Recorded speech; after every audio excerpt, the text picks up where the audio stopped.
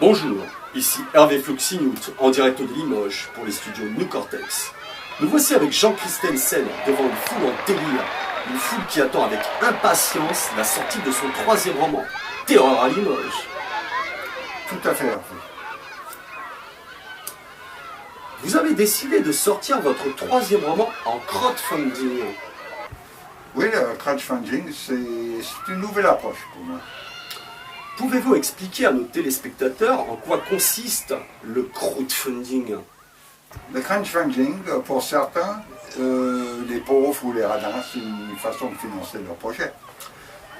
Mais dites-moi, Jean Christensen, êtes-vous plutôt pauvre ou radin? Les deux, Hervé, les deux. Mais avant tout, le crowdfunding, c'est une façon de me faire connaître et puis aussi pour les heureux donateurs de découvrir dans la bonne humeur la cause d'un fléau qui empoisonne notre société. Et tout cela en quelques clics. Vous voyez, c'est pas très compliqué. Alors, dans Terreur à Limoges, vous voulez donc parler du terrorisme qui nous terrorise tous de la terreur? Pas tout à fait. Je parle de terreur. Le résultat de la peur, de la paranoïa qui empoisonne notre vie de tous les jours. Pas de terrorisme. D'accord. Mais donc vous pouvez nous parler un peu plus de votre roman? Bien sûr. Le récit qui parle de la peur et de l'énervement quotidien est présenté sous forme d'enquête. Une enquête déjantée menée par une paire de détectives pas très compétents et à peine plus motivés. La mission dans laquelle ils se trouvent plongés dans Terreur à Limoges consiste à trouver pourquoi des limougeaux ordinaires pètent les plombs de plus en plus souvent dans des circonstances pourtant banales.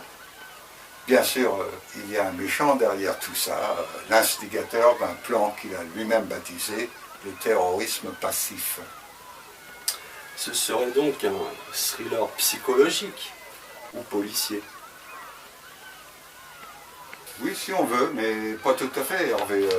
C'est avant tout un bouquin humoristique où les lecteurs reconnaîtront les petites choses, surtout les gens énervants, qui peuvent être énervants au point de franchir les limites de la simple mauvaise humeur qui réside en chacun de nous. Qui sait? Peut-être qu'après avoir lu le bouquin, les gens se mettront à porter des t-shirts « Je suis Limoges ». Mais vous voulez dire que tout ce mal que nous ressentons... Monsieur, un autographe, s'il vous plaît, monsieur. Il faut quoi là, ce gamin là? Un autographe. Ils sont où les parents là? Dégage petit, on a du travail. Un autographe. On a du travail, va-t'en, va-t'en, va-t'en. Un agitateur, bien. S'il vous plaît, monsieur, un autographe. Allez. Un autographe, s'il vous plaît, monsieur. Monsieur, un autographe, s'il vous plaît, monsieur. Pas devant la caméra petit, s'il te plaît. S'il vous plaît. Bien sûr, mon petit gars. Comment t'appelles-tu? Oh, hé. Je m'appelle Timothée. J'adore les autographes. Et j'ai never. Voilà. Qu'est-ce qu'il faut pas faire? Enfin. Dites-moi, ce feutre est énorme. Tout à fait, Hervé. Mais j'ai fait beaucoup. C'est du 80 grammes. Pas terrible pour un autographe. Le feutre il risque de traverser.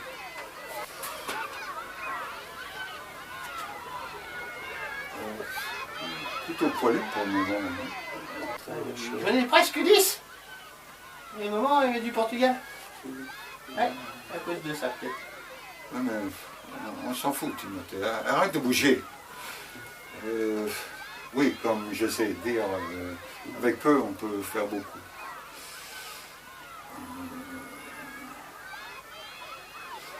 Consonne, voyelle, voyelle, consonne, voyelle, 8 lettres. Beaucoup. Pas mieux.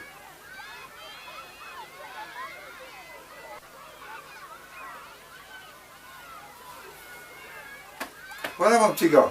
Ouais. Tiens, je te fais cadeau de mon feutre. Tu pourras dessiner dans ta chambre. Ouais, c'est maman qui va être... Maman. On est contente, maman. Oui, oui, ben, casse-toi. Merci. Au revoir. Au revoir. Au revoir. Maman. Alors oui, on en était où déjà? Ah oui, le mal-être, ce mal-être que nous ressentons de façon quotidienne, d'après vous, serait dû à ce que nous vivons tous les jours? Tout à fait, Hervé. C'est même scientifiquement prouvé, mais les études scientifiques sont en général trop chiantes à lire. Terreur à Limoges, c'est plutôt le contraire, c'est avant tout écrit pour se marrer. En rigolant, on souffre moins. Alors oui, une chose qui semble être une constante dans vos récits, c'est votre univers un peu particulier, où rien n'est pris au sérieux. On a même l'impression que vous-même, vous ne vous prenez pas au sérieux lorsque vous écrivez. Serait-ce une critique qui revient assez souvent à propos de vos livres? La critique qui me revient le plus souvent, c'est que j'en fais trop avec mon humour et mes jeux de mots à la con. Comme si les gens avaient besoin de s'arrêter de rigoler. C'est bizarre. Mais vous avez raison. Quand j'écris, je ne suis pas sérieux. Le sérieux, ça vient après, le côté travail, quoi.